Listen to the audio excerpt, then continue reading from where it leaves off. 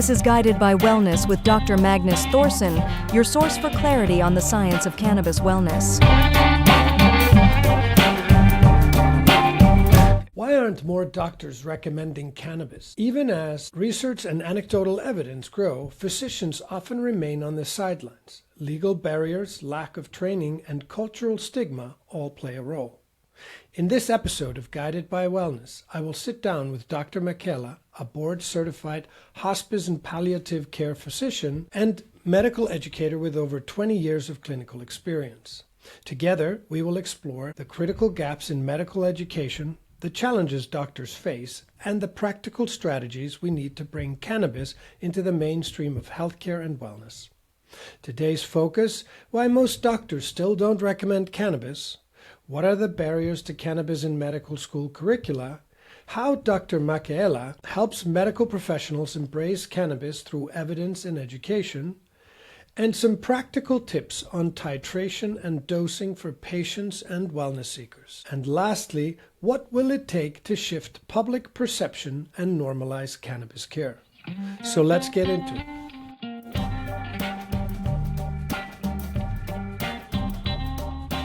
Today's guest is Dr. Janice Makela. She has over 2 decades of clinical experience. She will share with us a candid look at why cannabis remains on the margins of mainstream medicine and what it will take to change that. We explore the clinical hesitation rooted in outdated training, cultural stigma, and missing education, while unpacking the practical insights into titration, dosing, and patient-centered cannabis care. This episode is a must-listen for anyone looking to bridge the gap between medical authority and everyday wellness. Let me welcome Dr. Makela. First of all, thank you for being on. And I'd like to ask you if you could, for my listeners, introduce yourself. Tell us what your role is relative to the cannabis industry. And then how did you get into cannabis first? Sure. Lots of questions. I'm Dr. Janice Makela. I've been a physician for 20 years doing geriatric medicine, hospice medicine, internal medicine. I've been very used to being on sort of the cutting edge of things. I actually sat for the first boards for hospice. It wasn't even a specialty until 2008. And so I've been doing that for a while. And American healthcare system has kind of gotten messed up a little bit over the years. And I've gotten a little burned out after 20 years of dealing with it. And right at a time when I was considering what I should do next is when the states, the FDA started saying, oh, we should reschedule cannabis. And I was like, ooh. But for years, I have been joking about it a little bit. As a palliative doctor, so many of my patients use cannabis. Even as a geriatrician, so many of my patients use cannabis that anytime I hear someone say, oh, I'm going to go and be a cannabis doctor, I hear someone, I'm like, man, I should do that. I know more than most doctors about cannabis. As a palliative doctor, I had to learn about the endocannabinoid system, which most doctors don't know anything about. I had to, right? And then it was kind of funny. It was always a little bit of a joke because I'm an avid gardener. So I have grow lights in my basement because in Chicago, it gets very cold in the winters. So I have to start peppers and tomatoes early.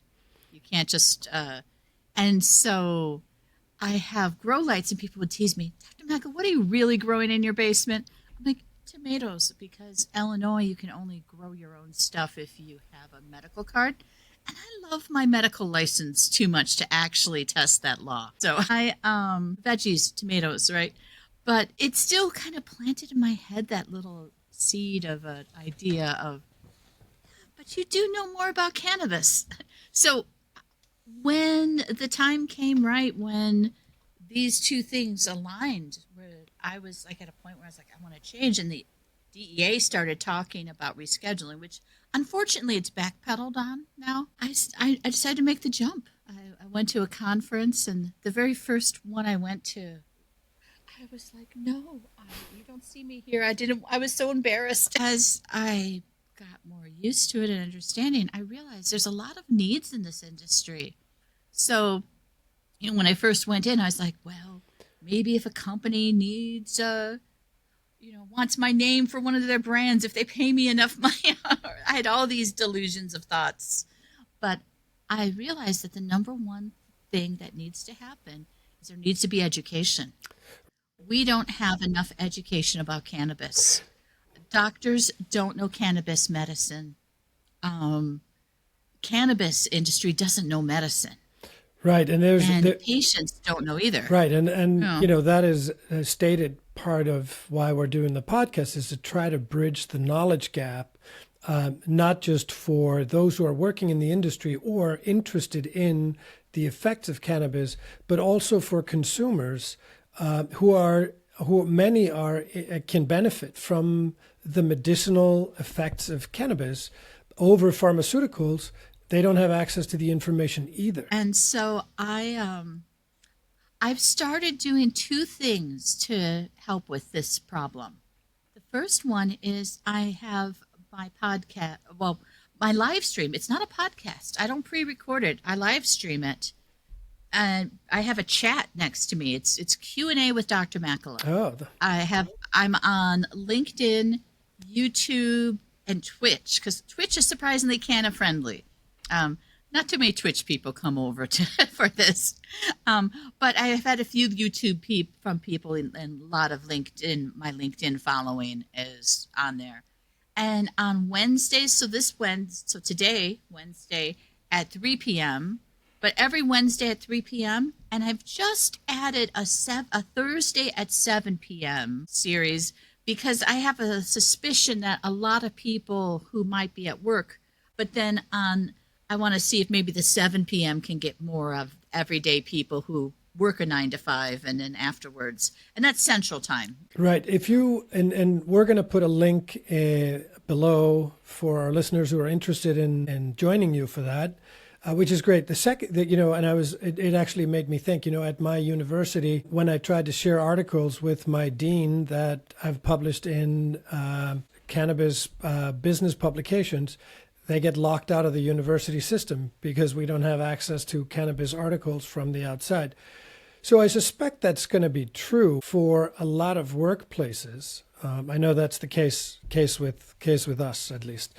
So I want to talk about your current work, and I want to ask you sort of, can you tell us what made the shift for you or what changed your attitude towards cannabis and promoted you to move in the direction of starting to give advice as opposed to shut it out? Right. And so for me, it again sort of started many years ago. As a palliative doctor, again, we didn't learn it in medical school. It was, cannabis is it's a drug, it's bad for you. But as a palliative doctor, I had to give a lecture on pain, and I gave a lecture on the neural anatomy. And as I'm apt to do sometimes, I did an extreme deep dive, looked into a lot of the research on it.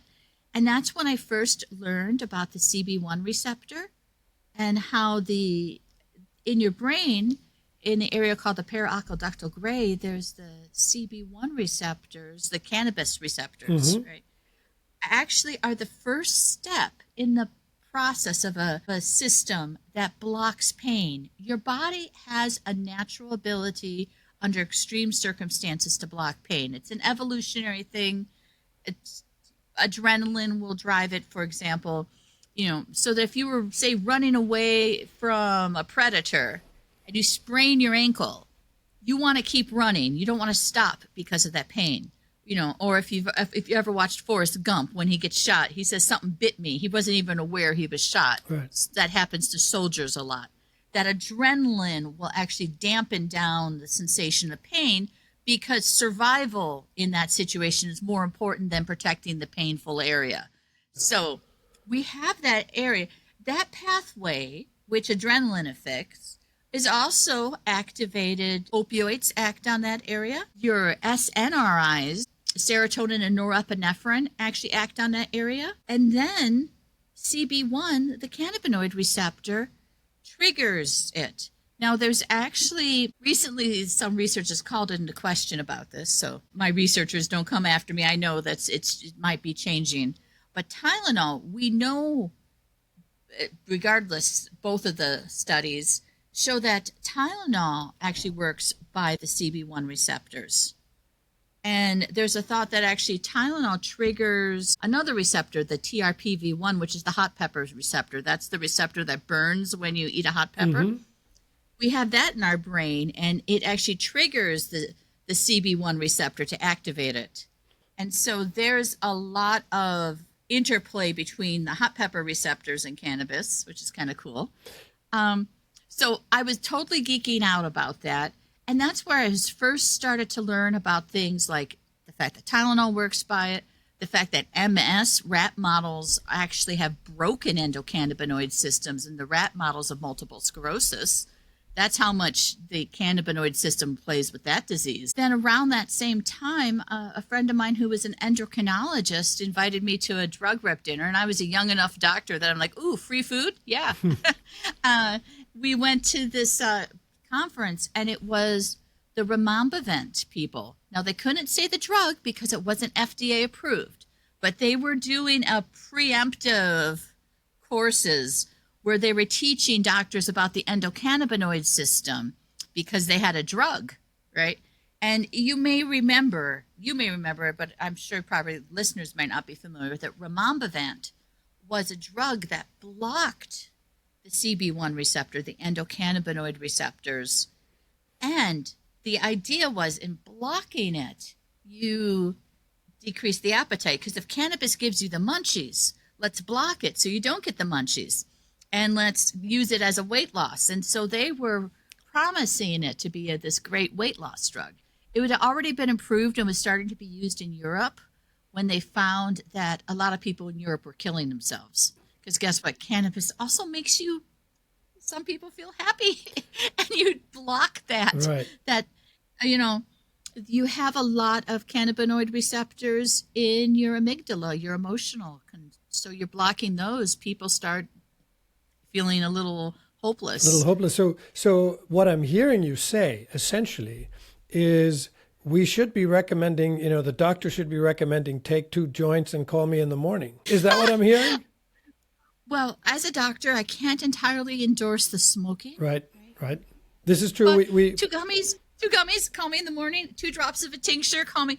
There does seem to be, first, there are drugs that we already use that work by the endocannabinoid system. We're just not aware of them. Second, part of the reason we're not aware of them is because most of those drugs are already been long-term prescribed, like Tylenol. But the second thing is that we don't have drug companies coming and saying, let's teach you this because we have new drug X. We don't have endocannabinoid drugs out there, and big pharma doesn't own cannabis, so we don't get a lot of education about that from that perspective. Right, and it's important to note that out of the body's 11 life systems, all 11 have cannabinoid receptors in them, and cannabis functions on all of the 11 life systems. So it's basically a complete treatment. It does a lot. I mean,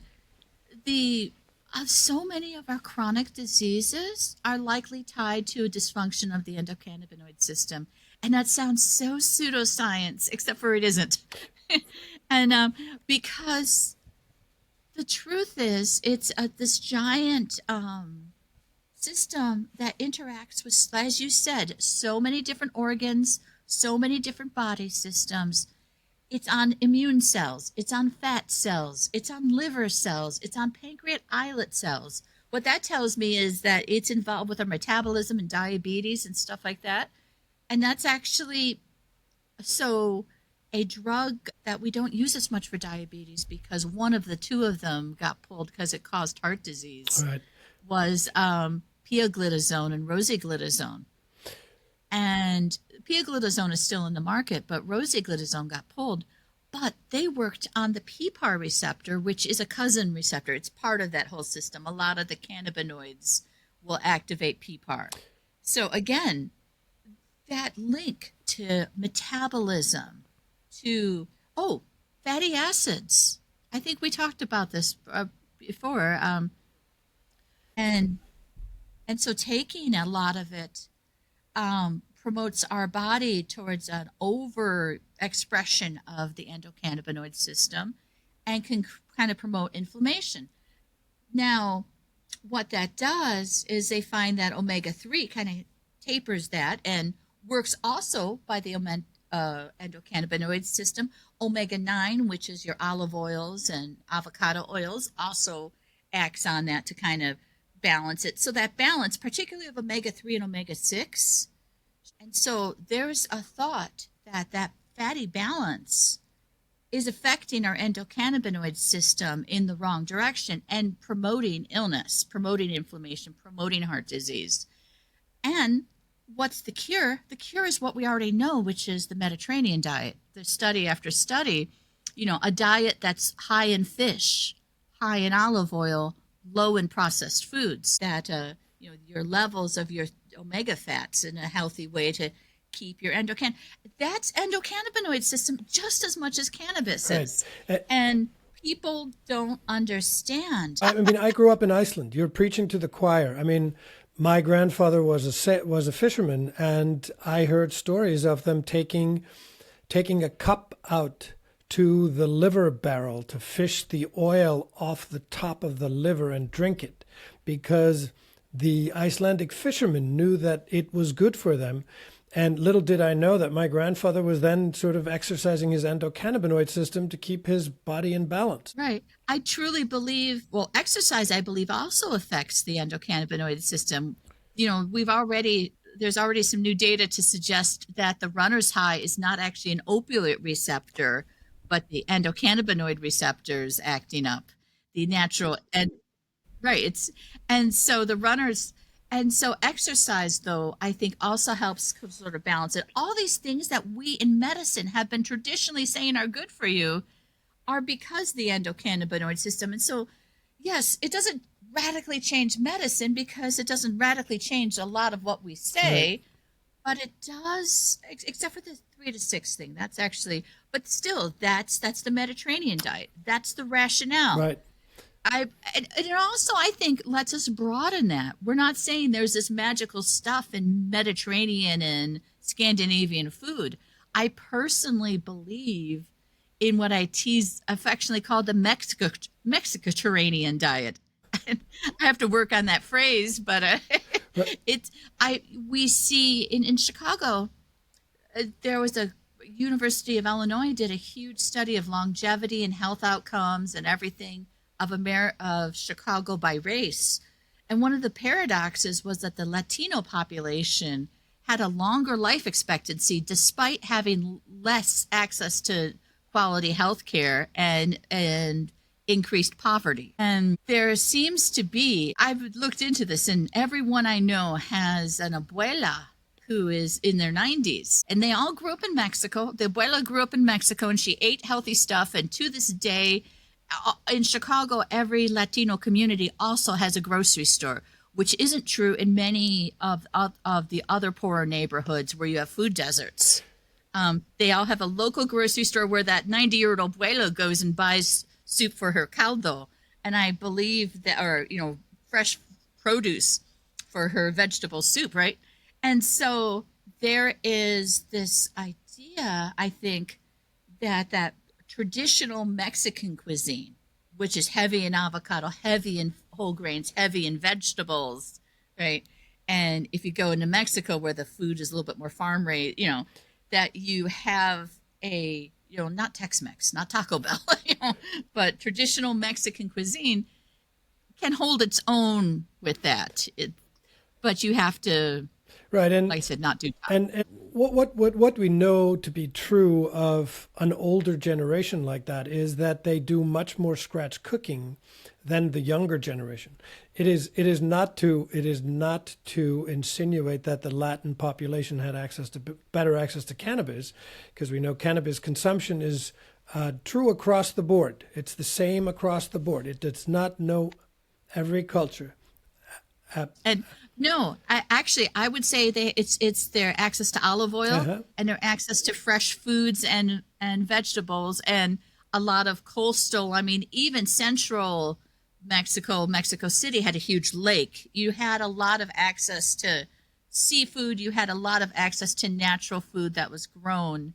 And so I think these principles of saying high processed foods full of omega-6, Right. versus Well, but it leads me to one other. I wanna touch on something that we've been actually working with, and that is looking at THCV in combination with CBD, and low amounts of THC can actually offer a solution that'll soothe pain, that'll create a light euphoria, and the THCV will suppress appetite.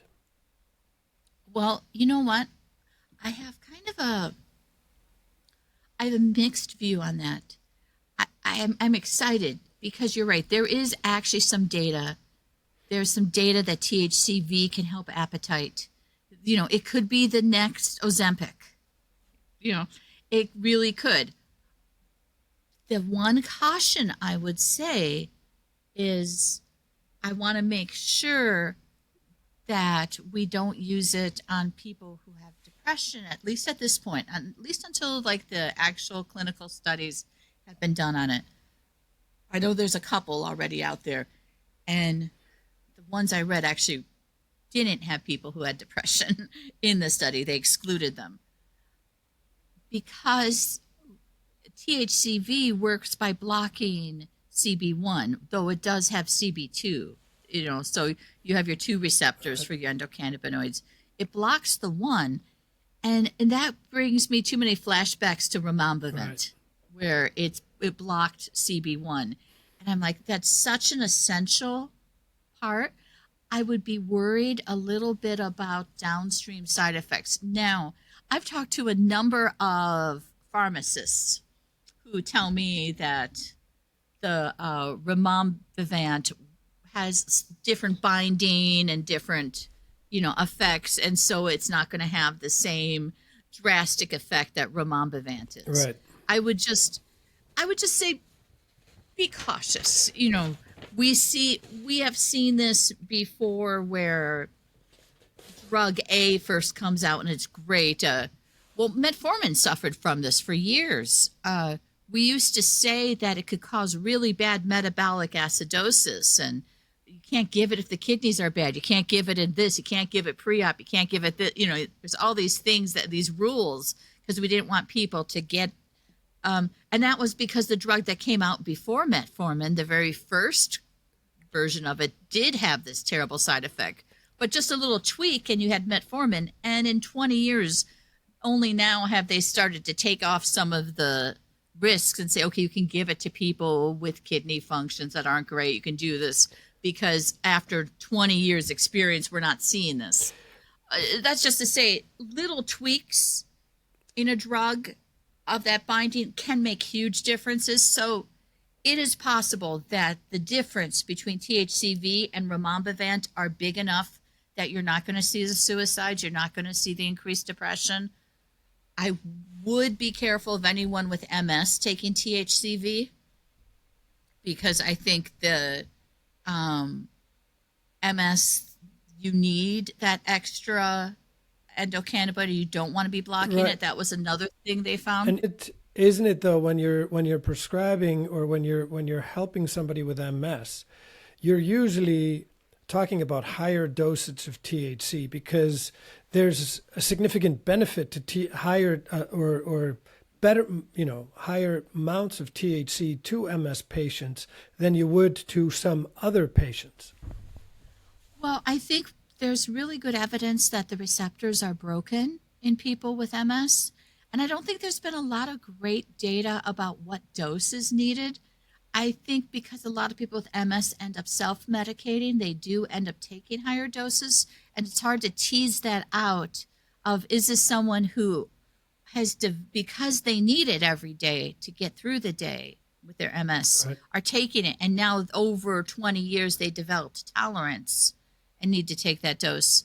Or is this someone who is, the receptor is so broken they need a dose that high?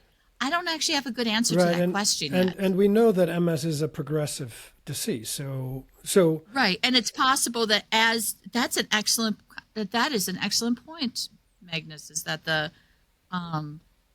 that it could be that just like a lot of other diseases, as it progresses, you need to take higher doses to counteract the disease. Yeah, just like as we age, we don't pick up vitamin B as well. There's other things that we don't, that come with age. So or as it progresses. Yeah. So let me switch topics a little bit. Dosing, titration, and patient guidance.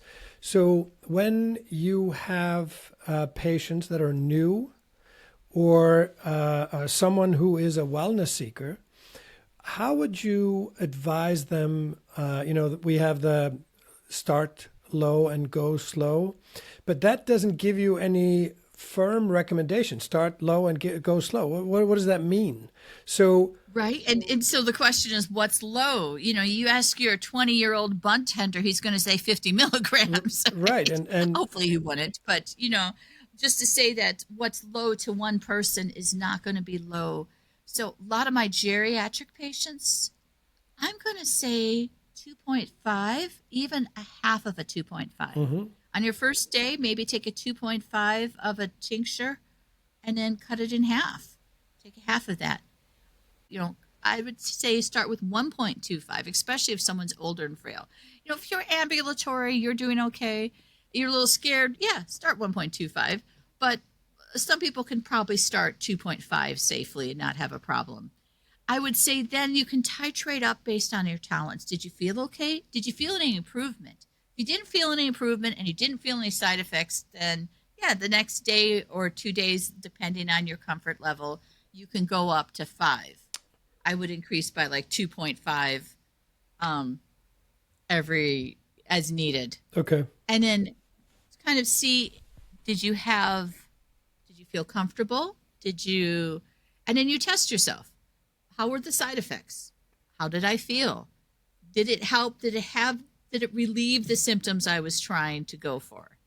And if you reach a point where the symptoms aren't relieved, but the side effects are too bad, there are a couple things you can do. I mean, one, you might try a different formulation. You might, maybe you were using something THC and maybe you need a full spectrum.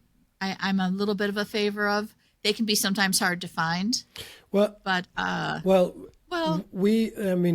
our product line is based on 2.5 milligram THC start for the gummies with full spectrum, multiple cannabinoids, precisely because of the risk of using THC alone. And also THC is a necessary complement to some of these other ones like CBD and CBG. You need THC in there to get the party started. And that seems to be the case because you see like Epidiolex with seizures, FDA approved, but you need a lot of CBD to start to have an effect. And we have these anecdotal and smaller studies to suggest that people who use CBD with full spectrum, meaning they have just a whiff of THC, your Charlotte's Web type folks that does that. But there's a lot of others that do the tinctures with just a whiff of THC and CBD, that whiff of THC is enough to kind of augment the effect of the CBD so that you don't need as much CBD. Because the doses that you're using in Epidiolex are so high that people start getting liver issues, and doesn't seem to be fatal liver issues or really severe. It seems, but you do have elevations of your liver enzymes, which means it's affecting it. Right. And right. So, we know this, for example, from pharmaceutical drugs that have caffeine in them, pain medication that have caffeine in them. Caffeine is not intended to help you with whatever is ailing you, but caffeine is in there to accelerate the effect of the active ingredients in the medicine. Cannabis works in very much the same way. THC is the active ingredient in small doses, as you said, in small doses to get to get the CBD acting. It mixes better. It works better on the receptors.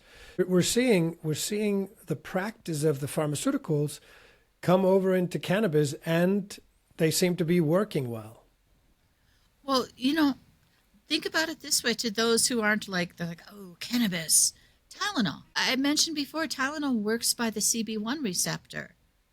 And what do we do with Tylenol? We take low-dose opioids like codeine, and we combine that with Tylenol. I don't think that's we kind of stumbled across that was nice. And there are some people who say, oh, we just do that for regulatory reasons or whatnot.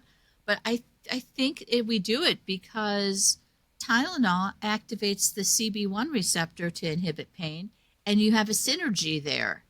But I think Tylenol is so weak in that compared to, say, cannabis, that it only works for the weaker opioids. Once you get into morphine and fentanyl, Tylenol is just a little drop in the pond, right, in terms of stimulation of that pathway. But yeah, I think so. Would not surprise me to say that activation, for example, for pain, the inhibitory pain pathway, by just a whiff of THC, just enough of just touching that is going to make everything a little bit more sensitive and a little bit more responsive.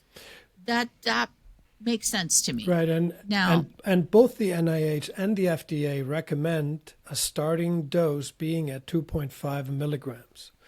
So right, I agree. And like I said, the frailest patients, I would say you'd cut that in half as just a start, just as a caution. And it's really looking for side effects. I just don't want, if someone's super sensitive for whatever reason and they take a dose, I don't want them falling out or fainting. There are, for example, medication interactions that can happen, and not just on the liver. We know that the cannabis increases the liver processing. It increases enzymes in the liver that can affect other medications. It can either decrease how much they're broken down or increase how much they're broken down. And cannabis can kind of stimulate those hormones or those enzymes that break down other drugs. There's a lot of drugs. I heard an expert recently talk about SSRIs, antidepressants. An SSRI, if I give you 20 milligrams, the next dose, if that fails, is going to be 40. And their point was cannabis maybe increases it from 20 to 25, which is not a clinical difference. There's not a clinical difference between 20 and 25. I had to go up to 40 before I see a difference in dosage. But you get into some more of the risky drugs like warfarin, which eating a handful of spinach is going to mess up your dosing for warfarin. Right? That's something I'd be concerned about cannabis interacting with. Transplant medicines, tacrolimus was shown. They said, well, you should check your levels more frequently. I'm like, unless you have a really strong reason, to be taking it, I would strongly discourage people on tacrolimus from using cannabis, because that's your liver or your heart. That's a transplant medicine.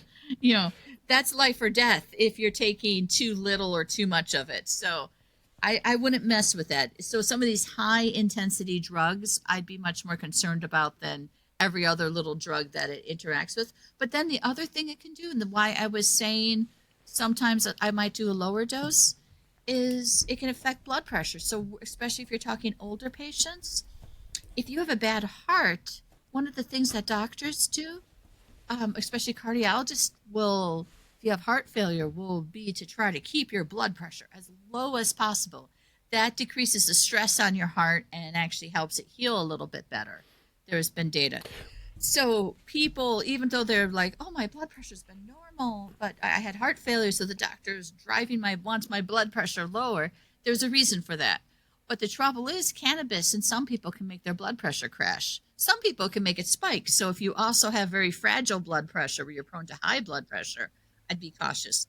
But that sort of interaction of those blood pressures, where if you're super low and now you get lower, can be problematic. Or if you're really fragile and you're prone to high spikes, that spike when you take. So those are reasons that, again, right. So, or if someone's a little prone to dizziness or whatnot. actually, I want to, hearing you talk about the liver and the concern with drug interaction, I want to actually ask you about alcohol, because a lot of my listeners are sober curious. I myself gave up drinking 6 years ago. I was on blood pressure medication. I went off the blood pressure medication after 6 weeks of not drinking. And if we think about alcohol interacting with any of the aforementioned pharmaceutical drugs that you talked about, alcohol does not help the liver process medication at all. Is that correct? No. Yeah, no. Well, I mean, alcohol is A, just really bad for you. Right. But B, yeah, it doesn't actually create that sort of interaction that we see with cannabis. And that's because there are certain enzymes that it can induce, and it's not just unique to cannabis. A lot of different medications can do this. And that's why I say we shouldn't sweat it too much, because we know there's a lot of meds we use day in and day out that do this. And as long as we're kind of aware of it, it's important. But yeah, alcohol what happens is the alcohol dehydrogenase rate builds up, and it can slowly poison your liver over time. And what happens is cirrhosis is not your liver being poisoned. Cirrhosis is that your poisoned liver regenerates. The liver is so great at regenerating itself, but it keeps doing this over and over after every time it gets poisoned.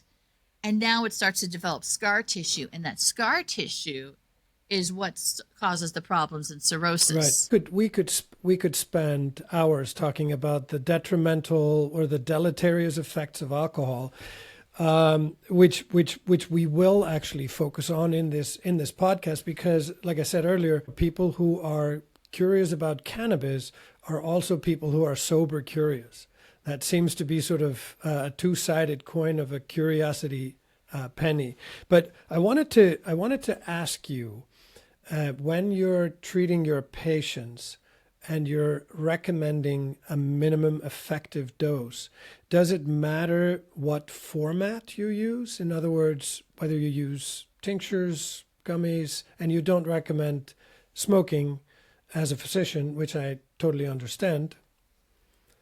Yeah, as a physician, I just can't. I also don't recommend vapes, and vapes kind of, ever since the whole vitamin E added to the vape thing causing lung disease, I'm almost like, I'm really not a big fan of vapes. Now, what I am a fan of, there are some people who, for whatever reason, really can't do the gummies, because we know that the gummy has a different process. The liver processes it to 11 dehydro. I'm forgetting the exact name of it. 11 dehydroxy tetra, THC or something like that, decarboxyl, and it has a different effect than regular old 9-THC that you get when you inhale. And so that's why people feel gummies differently than. And so if I had someone who I absolutely refused to use anything oral, I would suggest dry vapor. So you can heat up the cannabis flower until it releases the volatile chemicals that are active, all the terpenes, all the THC, all that. And without burning the cellulose, without burning the leaf part. Right.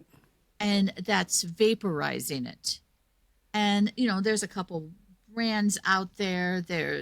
Volcano was one of the first. It's expensive, but a lot of people swear by it, of cannabis smokers. The thought is, because you're not burning it, it's probably going to be safer. The other thing is sort of reality check. As much as I'm not a fan of smoking, we don't see the lung cancer, we don't see the advanced emphysema, but we do see a little bit of bronchitis. People can get sort of phlegm-based, irritated lungs that they cough up, a chronic cough with phlegm after years of smoking it. They just don't get it bad enough that it qualifies as COPD, where you need oxygen and inhalers and all this other stuff. And And it's probably because smokers, when someone has a smoking habit, they smoke a pack a day. That's 20 cigarettes. No one's smoking 20 joints. Yeah. Except maybe And Willie so- Nelson. Except for me. And he's in his 90s? He can smoke 20 joints Right. if he wants to. I'm not going to get in his way at this point. Right. I mean, he's a walking billboard for, for the longevity of the cannabis smoker. Now, it is true. Cannabis does not have the same irritating effect on the lungs as tobacco use does, but there is a concern with bronchitis. Right. And it's still the most popular way, at least in retail setting. Flower is still the number one seller, whether people are dry vaping it or turning it into edibles at home, which I doubt. Right. And I will actually encourage that. When I had a Jerry clinic, and people would sometimes tell me they could only afford the flower, and because when you got people on a very limited income, sometimes that difference of a few bucks between the flower and an edible is real. And I'm like, okay, I want you to go online. It's funny. The note would just say, Dr. Makela recommended edibles. But in reality, I'd be telling them, so I want you to go online, go to YouTube. I want you to look how to make canna butter, right? Right. You can make edibles out of that too. But to your point about the way I'd prefer, ideally, I'd prefer either gummies or a tincture. Okay. The gummies, you have to be careful. Again, remember, both the gummies are going to be coming, the 11D, whatever, is going to be a different form. And they usually take about an hour or two. So if you're looking for instant relief, gummies aren't a great option. However, you do have now, due to nano-emulsification and nano-encapsulation, something like that, where you have these smaller particles that then absorb faster. And so they'll sometimes hit within 5 minutes now instead of, and a lot of the beverages, for example, will do that because not only do you get the faster hit, but the beverage, that nano-emulsification process means it goes into the beverage and stays dissolved in the water. You don't have to shake it up before you drink it to make sure every drink has the same amount. And so with the rise of that, you're seeing cannabis edibles that are hitting much faster. Right. So you're talking about converting the chemicals from a fat soluble to a water soluble so that they can be suspended in water as opposed to gathering on top of the water. Right. And so there's a couple different processes to help where they use either they will encapsulate them in a little fat liner Right. that has fat on the inside that binds to the THC that's very fat loving. And then on the outside, it has a water side that likes binding to water so that it, Oh, I see. or they shake it up in some proprietary way. They do it to keep it permanently trapped within the water matrix. So they make it so tiny it stays caught between the water. And so these nano... Essentially, you're talking about homogenizing. Yeah. Yes. And so there's a couple of different ways. And the beverage industry, the cannabis beverage industry, has been the people at the forefront of doing this because they like it for the beverages. But the side effect is when you use that in a gummy, it actually hits faster because you have these smaller particles. Right. And so instead of 2 hours or an hour, it might hit in 10 minutes. Right. And that's something to be aware of because if you're planning on that 2 hours and suddenly you take a rapid gummy, but on the other hand, that can be used medically well for me. If I'm have someone who has symptoms like pain, I want this, I don't want to wait 2 hours for my pain to be better. Right. That person might say, I'm going to hit a joint because it works in 5 minutes. Then the nano gummies might also work. But the tinctures also tend to be, again, to kind of keep them emulsified. And they're often in an oil already. So they also tend to work pretty fast. I had a friend I knew who had cancer, and I got her a tincture, and within 20 minutes, not even, her nausea was gone. Oh, good. Completely. Basically enough time for it to go through her body. So It is, and for her, she couldn't do the gummy because the taste of the gummy with the nausea just made things all the worse. So, So what I'm essentially hearing you say is that it's very dynamic. It depends on each particular situation. Cannabis is notoriously difficult because you have to individually design the drug, which you can do, or you have some leeway to switch between modalities and the amount. And as a physician, this is my view. You have a really great array of things that you can use as medicine. right. Yeah, And I mean, cannabis to me is medicine. Yes, there are people who are using it recreationally, just like people use alcohol recreationally. sure. Um, And but there's so much on the body it does. In fact, I talked about the things that I'm going to throw my plug in for my other thing here real quick here.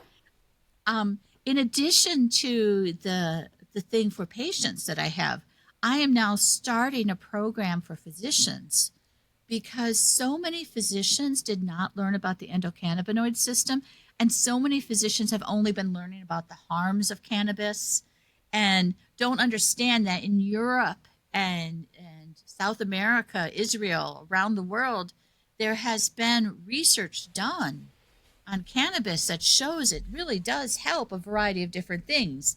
Meanwhile, because it's federally illegal in the United States, so many of us are even scared to say its name. Right. But and now we have states that say, a doctor you can't technically prescribe it. Even as a hospice doctor, I wanted to say that our hospice is canna friendly, and I was told I couldn't do that because Medicare and federal legality, right?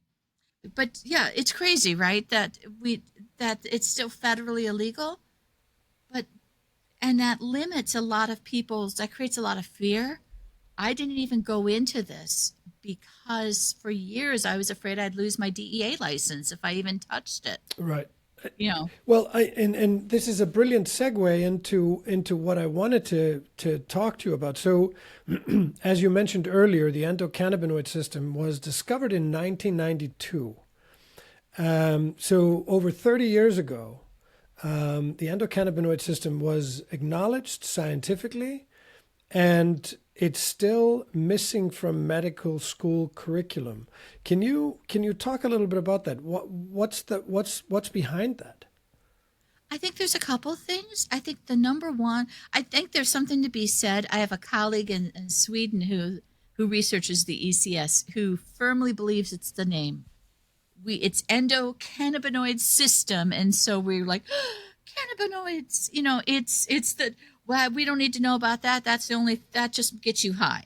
And so it's a bias created by the name, whereas you and I know it does all these other things. The other thing about that is I think because we don't have drugs, all of a sudden when Rimonabant first came out, is the first time I ever heard anyone talk about the endocannabinoid system as a whole picture. Again, I had researched it a little bit from the pain pathways, but to hear someone, and I think that because the drug companies were trying to promote a drug, we don't have a drug that actively works by the ECS, and even the ones that do, they don't talk about it as much, and so, and it's weird because I have to learn about the renin-angiotensin system in medical school, because about 3-4 different drugs work by that system, classes of drugs to help heart and kidney and lungs. And so we learn about that, but we don't learn about the ECS. And it's so much tied to a lot of these hard to treat chronic diseases. And I think personally, I would love to see what I call the endocannabinoid project happen. Shout out to anyone doing research. I would love to see this. We have the Human Genome Project. We've had the Manhattan Project. Big things that have affected humanity. I think if we really mapped out aggressively everything that the endocannabinoid system did and made a whole little map of it, maybe use some AI so we could play with it even a little bit, that we would be able to address so many of our chronic diseases right now. But that's my pitch on that. And I will say, yeah, we don't, those are some of the reasons we don't know about it. I think a lot of it's bias. Right. And then some of it is because there's not a drug that works by it that people, no one's paying to have it. Is it cannabidiolacs? So there is that. I mean, it's a very limited research right now. There are 2 seizure conditions for pediatrics. So yeah, we're starting to see some people talk about it as we get some legality. I've been part of enough conferences where we've talked about CBD and the legal fight that people have fought. I remember in Brazil, there was a prohibition on cannabis and all cannabis-derived products, but there was this girl with special type of epilepsy that her parents fought, and they got permission to import just CBD, not anything psychoeffective, and it was a world of difference. And right, we need to highlight stories of victorious stories where people have been able to do this, and I know this fight is going on in Iceland. I'm going to be there in October to talk about exactly this, wellness and cannabis. But what do you think is going to help your medical peers overcome the stigma and accept cannabis as a potential? Just be curious. Right. I mean, one thing I'm trying to do, and as I was saying, was I'm actually trying to offer some courses to doctors, just to regular doctors. Not to say I want to be a cannabis prescribing doctor at the end of this, and a specialist in it. No. Because I think an everyday doctor needs to know enough about cannabis. You need to know the drug interactions. You need to know when it is a problem. You need to know which patients can benefit and what type, and need to know some basics to guide your patients for when they go to the dispensary with doses and stuff like that. And so I am, in addition to offering the live stream to patients, am now offering courses to doctors.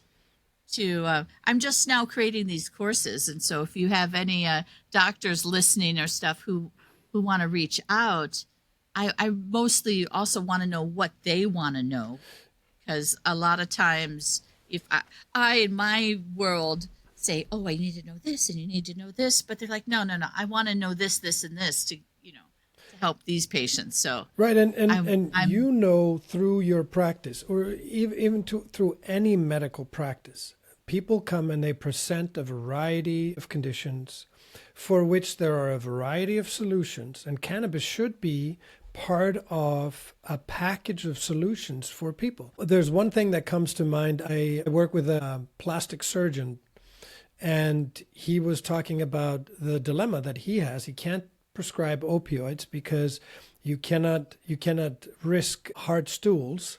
So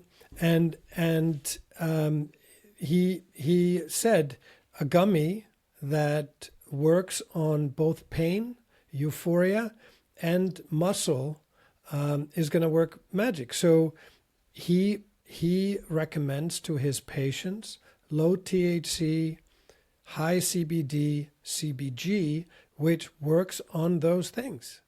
So right. And what's interesting? You mentioned the plastics. A lot of the studies have been topical, but there's a lot of data about wound healing in cannabis, that topical cannabis can help wound heal faster. And so it's possible because, of course, if you have, I'm assuming that plastic surgeon did their job well, and so you have good blood flow now going to that wound, that you are, if you're taking it edibly, it's still going to be getting into the bed of that wound via your blood system and imbuing that wound with beneficial factors. Like I said, there seems to be a lot of data that CBD and THC can help wounds. There was a case report, and I joke that case reports are what happens when you have an anecdotal report reported by a doctor. Uh-huh. right? It it's one case, but it was interesting of calciphylaxis. And calciphylaxis is a nasty, painful wound condition. It breaks the skin down, and it is extremely painful. I have seen it once in my career in a hospice patient, and I literally had to throw the kitchen sink. I was pulling ketamine out to try to get their pain control. I've never had such a challenging pain control situation, and I do this for a living. And the data on calciphylaxis, this one patient, they used cannabis on them, and it helped their pain, and it helped it heal. The research is mounting. Study after study shows the benefit of cannabis, and it's not just mental; it's physical, it's topical. One of the things that I think is really interesting is using ointment on arthritis, where the multiple cannabinoids, THC and CBD, will penetrate the joint and reduce the inflammation. Well, I will say, actually, I'll argue on that a little bit and then agree with you. Well, and also it blocks the pain receptors. It also blocks it just the communication from the pain doesn't go to the receptors, as you talked about earlier, of course. Right. And so the topical, we have it on our skin.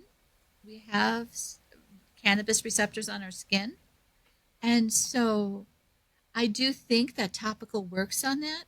Now, there's a difference between topical and transdermal, and those are slightly different terms that sometimes get used interchangeably, even though they're not.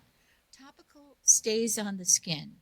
Transdermal penetrates the skin and gets into the blood supply. So, if we're talking about going into the joint, you'd have to be transdermal to actually physically get into the joint. That's why I said I'm going to disagree with you, but then I'm going to come back around and agree with you. Because what happens is that because we do have, like when you have an inflamed joint, you look and your skin is red and inflamed and hot and warm, right? Right.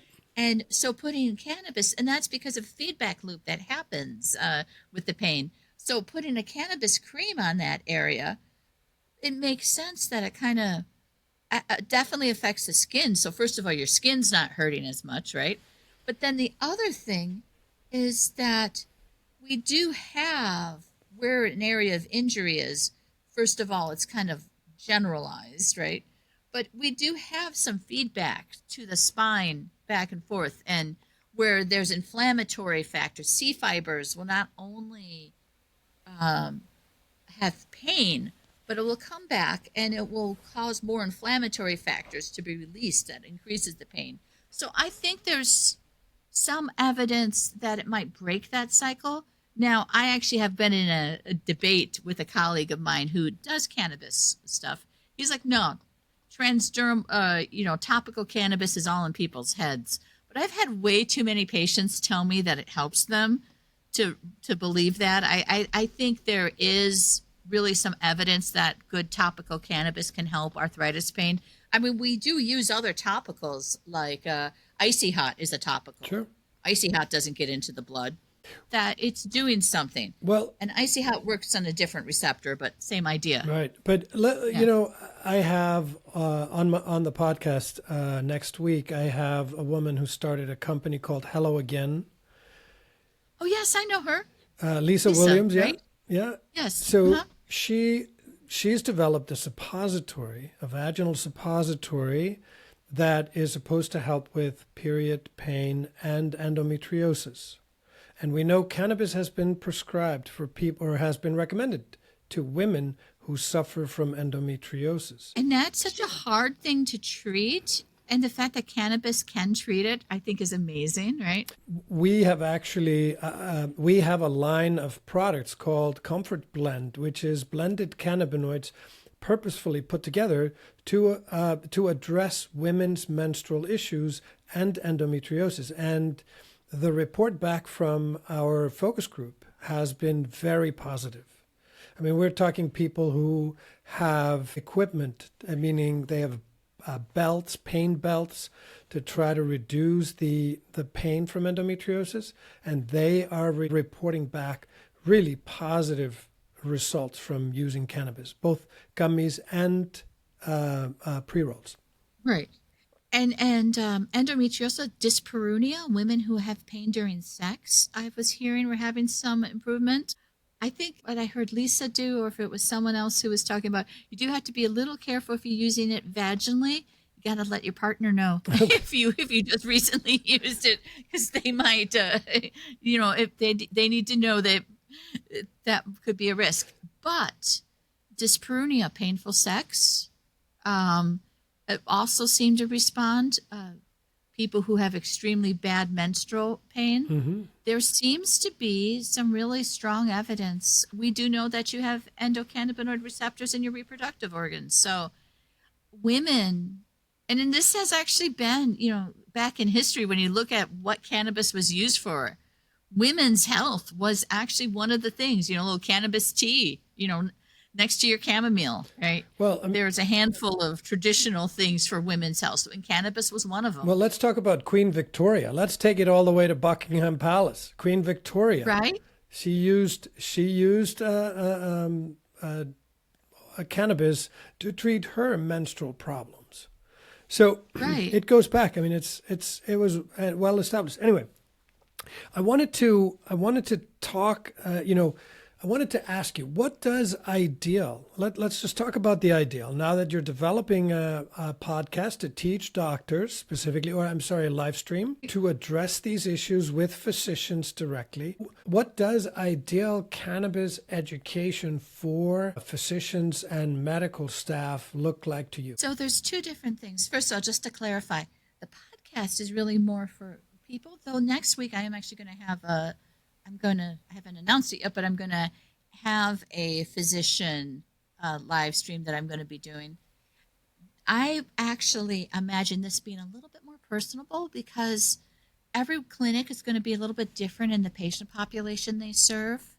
Everyone, whether you're serving an urban population or a rural population, whether you're serving mostly gynae or whether you're serving vets, those are all going to be a very different population, and you're going to have different needs in what you need to learn for your patients. And so I don't think a one size fits all. That's why I'm not doing a video conference.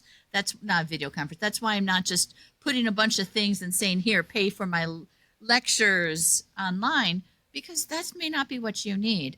I want to do sort of customized lectures and training for people. So I will be doing, separately than my YouTube and my stuff, I'm offering to physicians courses that are customized to them and their practice over a course of 4 weeks, a month, something like that.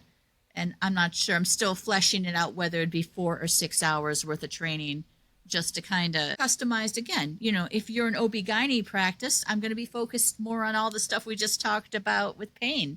If you're a palliative, I'm going to talk a little bit more about pain, end of life. If you're going to be onc, I'm going to talk about how it can help cancer patients. Right. So anyway, that's my that's my little pitch of sort of saying, I personally think things need to be customized and personalized at this point, so people know what works for them, because doctors are busy. You don't need to learn about, you don't need a 12 hours, 30 hours, whatever course in all this. Right. I mean, right. And as we know, cannabis is a customizable medicine.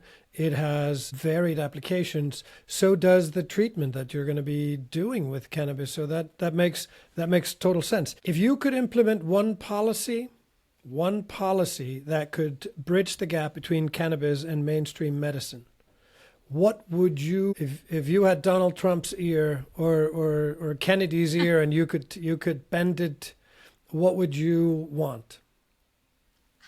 Well, as anyone in the States would, in the cannabis world, I'd want federally legal medical cannabis.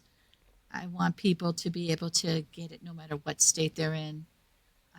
I want people not to get arrested because they're using it, right? Right. And I want people to be able to cross state lines. And yeah, federally legal medical cannabis. Okay. There is a group called Americans for Safe Access right now that supports what they call making it Schedule 6. And the idea of Schedule 6 is there is no Schedule 6 right now. It would just be created for cannabis. And this idea that cannabis be treated as its own thing and make it federally legal for medical. And then decriminalization for any other, no one should be going to jail for having cannabis in their house. Right. I mean, there are the noted concerns. People under the age of 25 should not be using it. Right. I worry a little bit because our laws say 21 because that's kind of our standard for alcohol. Right. But I agree with you. There's this time period between the late teens and the early 20s where the brain is pruning old neurons from childhood, getting rid of them, and also myelinating, putting fat, making white matter, right, on neurons. And so that brain development that's happening is based off of the endocannabinoid system. Right. Yeah. Okay. And so if you take cannabis while that's happening, you can mess that up. And I suspect smoke during that time period are messing up that process. And they're making themselves more prone to psychosis because I think that schizophrenia itself is likely modulated by something messing up with the endocannabinoid system. So yeah, and there is research out there that supports exactly that people that are sensitive to and or prone to psychiatric ailments, they should not use cannabis because it does not help the condition. And people who are prone to anxiety, cannabis is not going to help all of them, especially not if it's in high dose, as most recreational cannabis is too high for people who suffer it's too high of a dose from anxiety. Agreed. Yeah. I agree. And I think there's a dose effect curve that we're just not really respecting right now. Right.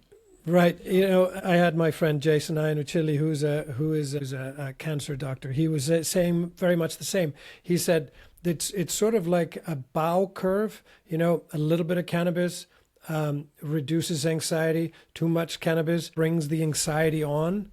So the idea is if you dose and titrate correctly, then you can keep anxiety at bay. But if you start at too high, you're likely to go straight to anxiety. Right. And, you see even high doses can create sort of paranoia too in people.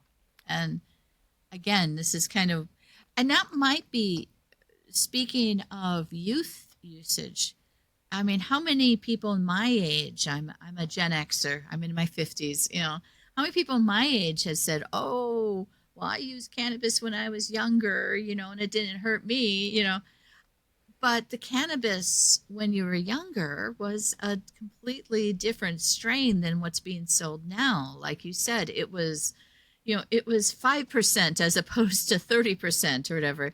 And so I think that what's happening is that a lot of these younger kids, right, are getting hit with a much higher dose of something, or they're getting something from the street and God knows what's being put into it. Right.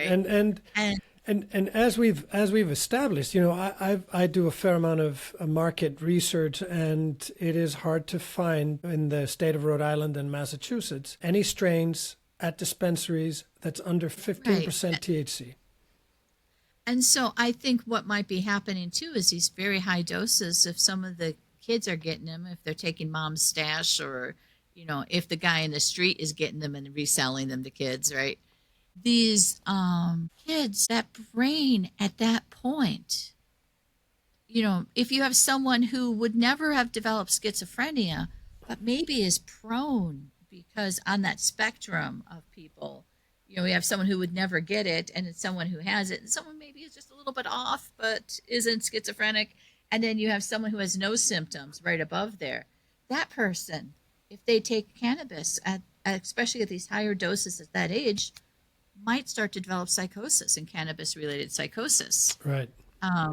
It's kind of like if you have someone with the reason I see it like that is as a geriatrician. I see that all the time in my older populations, people who don't have Alzheimer's yet, but maybe they're losing it a little bit, and in 10 years they're going to get Alzheimer's, or 5 years, right?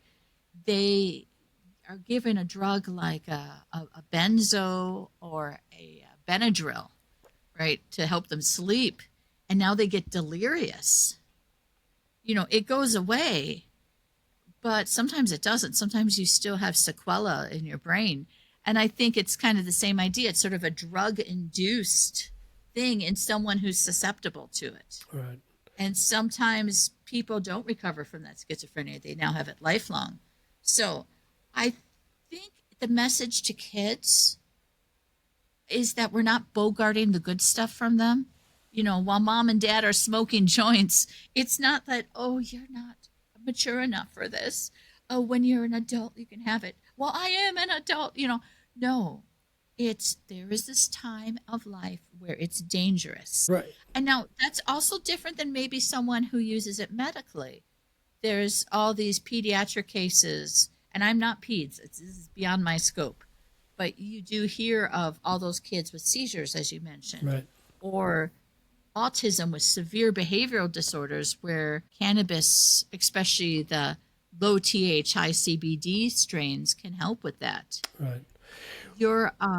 That's going to be different because your brain makeup is different, and that's going to be between you and your doctor. Right. But for the everyday teen who's just like, No, I feel like we could go back and forth. I mean, I'd like to talk about neuroregenerative properties of cannabis. Listen, I would love to talk to you all day. But well, have me back on. We can talk about neuroregeneration. I mean, I didn't even touch Alzheimer's. Right. And So what I do want to I really appreciate you coming on and agreeing to share some of your experience and knowledge with us.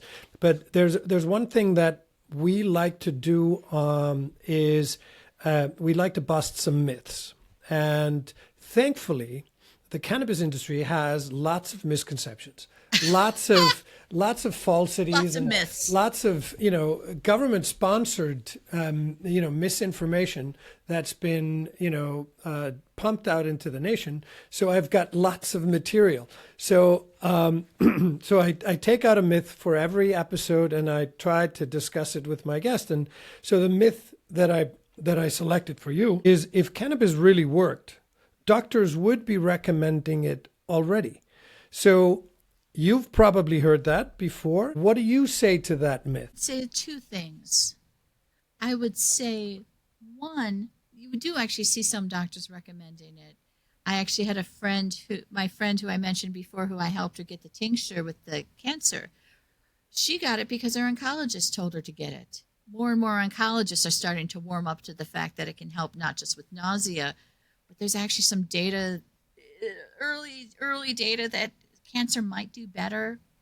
There's one chemotherapy it may not play well with again, but generally speaking, cancers might do better with it. So she was, her oncologist was encouraging her to take it, but there's still a lot of doctors who don't, because they, one, don't know about the endocannabinoid system and don't understand why it works, and two, have been raised, my generation, just say no to drugs, right? They've been raised on this whole idea of cannabis is a drug. Cannabis is what you do to get high. I think younger doctors are starting to understand it, and, certain specialties. But, and number three, we could lose our medical license. There's this fear because it is federally illegal, and because a lot of us take Medicare money. There's a lot of fear that Medicare or the DEA is going to come after us if we do anything. That's, in fact, I work as a medical director for a small hospice, and I'm like, we could get an edge if we just advertise that we're canna friendly. And he's like, we can't, But because we take Medicare money. And that fear, I think, is what, if cannabis was medically legal, I think you would see a lot more doctors open up to it. right. Yeah. So the main inhibitor here, if we can say so, is legality. Really just legality. So, Yeah. I think so. I think there's a lot of misinformation that even doctors believe, but then there's the legality of the fear that if I even say this to my patients, I'm going to get in trouble and lose my medical license. Right, and I have some statistics here that I'd like to share with my listeners. And a 2021 survey from the Journal of Cannabis Research found that fewer than 10% of U.S. medical schools include meaningful cannabis content, and 89% of medical students reported feeling unprepared to counsel patients on its use. So that, to me, is a complete failure. Right. And that's why, like I said, that's why I'm creating my courses, because we have to address this. Great. And so, I mean, as a doctor, I can, hopefully other doctors will listen to me. Right.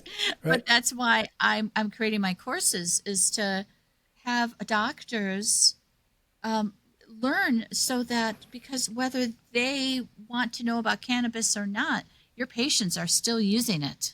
Right, and it's for the benefits. It's the guidance, and I think it'll strengthen. I know that me talking to my doctor about cannabis, even if I'm actually educating him on cannabis, it creates a good conversation. Like we've had enlightening conversations. I think it deepens the patient-doctor relationship if the doctor is open to talking about the things that are on the patient's mind. I mean, so much of medicine is actually just listening to people and talking to them. I mean, I'm not telling you anything you don't already know, but like that remains a fact. So if you can talk to your doctor about cannabis and he or she responds and is open to talking about it, I think that would get people, a long way.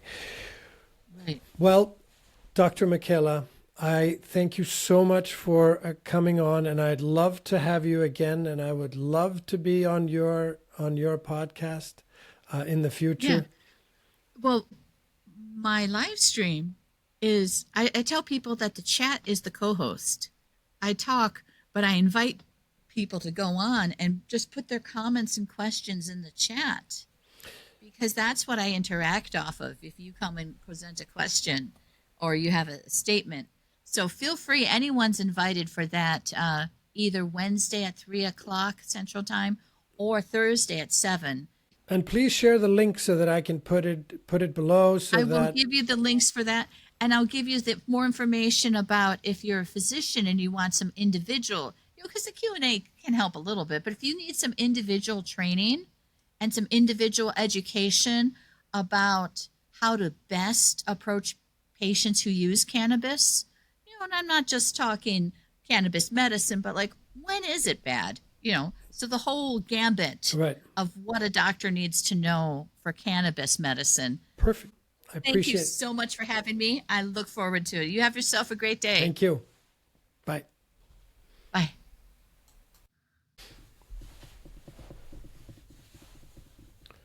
Just to recap the conversation that we had with Dr. Makela on bridging the cannabis knowledge gap. Dr. Makela brought clarity to why most doctors still don't recommend cannabis. It's education that's missing, not the evidence. With over 20 years practicing medicine, she learned firsthand how many patients use cannabis, but most physicians lack the training to guide them.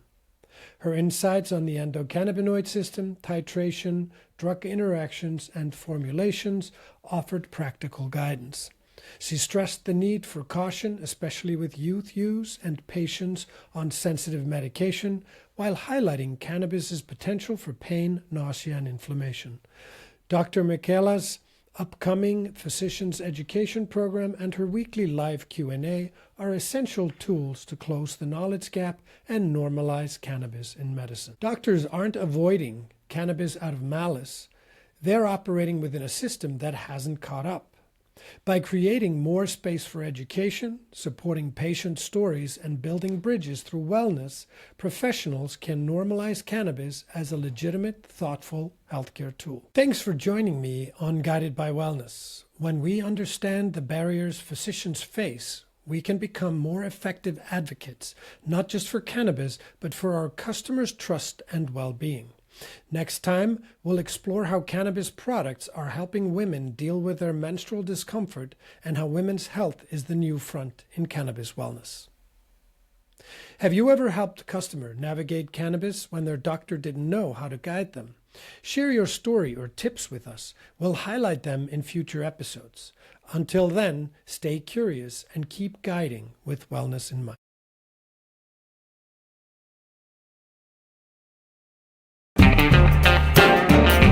Thanks for watching Guided by Wellness. Don't forget to like, comment, and subscribe, and we'll see you next time.